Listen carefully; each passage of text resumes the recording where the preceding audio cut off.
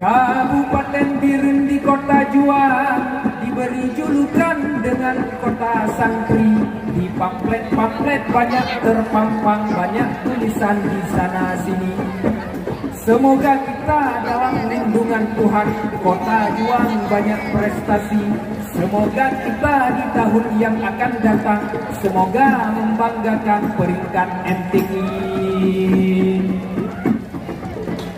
Pemuda Biren yang saya sayang, pemuda teladan yang berprestasi, yang berbudaya dan berkesenian, yang pengangguran pun banyak di sini. Walaupun nongkrong siang dan malam, tetapi kegiatan kreatif sekali. Ada lomba jalan santai dan lomba balap-balapan, konvoi ambulan pun sering terjadi.